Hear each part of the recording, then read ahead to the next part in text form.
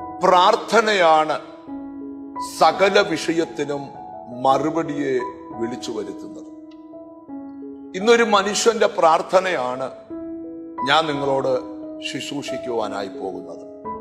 ഉൽപ്പത്തി പുസ്തകം 24-ാം അധ്യായത്തിന്റെ 12-ാമത്തെ വാക്യം. അബ്രഹാമിന്റെ ദൈവമായ യഹോവേ, എന്റെ യജമാനായ അബ്രഹാമിനോട് കൃപ ചെയ്ത് ഇന്നു തന്നെ കാര്യം സാധിപ്പിച്ചു തരണമേ. അബ്രഹാമിന്റെ മകനായ ഇസഹാക്കിന്റെ വിവാഹത്തോട് ബന്ധപ്പെട്ട് ഇസഹാക്കിന് ഏകദേശം 40 വയസ്സോടടുക്കുന്ന സമയത്ത് അബ്രഹാം എലയാസറിനെ അടുക്കൽ വിളിച്ചിട്ട് പറയുകയാണ്, ഇവിടെ ഉള്ളവരുടെ ഇടയിൽ നിന്ന് എന്റെ മകനായ ഇസഹാക്കിന് ഒരു ഭാര്യയെ എടുക്കാതെ ഞാൻ പറയുന്ന ദേശത്തേക്ക് പോകുക, അവിടെ നിന്ന് ഇസഹാക്കിനൊരു ഭാര്യയെ എടുക്കണം.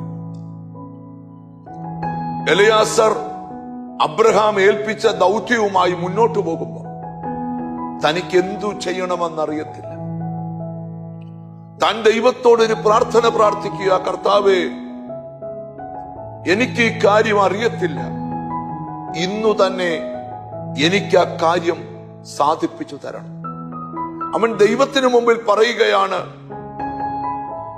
കന്യകമാർ വെള്ളം കോരാൻ വരുമ്പോൾ ഞാൻ അവരോട് വെള്ളം ചോദിക്കുമ്പോൾ ഒട്ടകങ്ങൾ കൂടെ കൊടുക്കാമെന്ന് പറയുന്ന പെൺകുട്ടി ഏതോ, അവൾ ആകട്ടെ എന്റെ യജമാനന്റെ ഭാര്യ. അങ്ങനെ ഉറവയുടെ അടുക്കൽ എത്തുമ്പോഴാണ് റബേക്ക വെള്ളം കോരുവാൻ വരുന്നത്.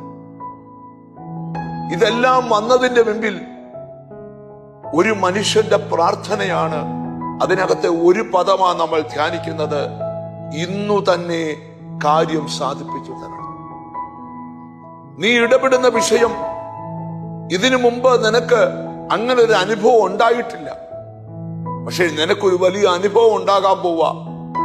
ദൈവം നിനക്ക് കാര്യം സാധിപ്പിച്ചു തന്നു എന്ന്.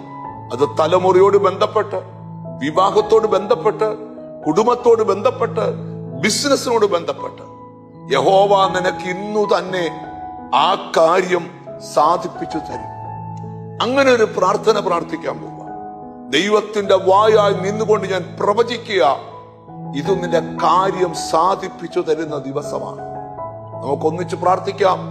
കാരുണ്യവാനായ ദൈവമേ, സ്വർഗസ്ഥ പിതാവേ, എന്നോട് ചേർന്ന് പ്രാർത്ഥിക്കുന്ന മക്കൾക്ക് വേണ്ടി പ്രാർത്ഥിക്കുന്നു. ആരാലും നടക്കാത്ത കാര്യം ദൈവത്താൽ നടക്കും എന്നുള്ള ആഴമേറിയ വിശ്വാസത്തോടെ ഞങ്ങൾ ഒരു മനസ്സോടെ പ്രാർത്ഥിക്കുക. ഇന്നു തന്നെ നിന്റെ ജനത്തിന്റെ കാര്യം ദൈവം സാധിപ്പിച്ചു കൊടുക്കണം. എന്നോട് ചേർന്ന് പ്രാർത്ഥിക്കുന്ന മക്കളെ നിന്റെ നാമം ചൊല്ലി പിതാവിന്റെയും പുത്രന്റെയും പരിശുദ്ധാത്മാവിന്റെ നാമത്തിൽ അനുഗ്രഹിച്ചു പ്രാർത്ഥിക്കുന്നു. അവർ അനുഗ്രഹിക്കപ്പെടട്ടെ, യേശു ക്രിസ്തുവിൻ നാമത്തിൽ തന്നെ. ആമേൻ. നിശ്ചയമായി യഹോവ ഇന്നു തന്നെ നിനക്ക് ആ കാര്യം സാധിപ്പിച്ചു തരും.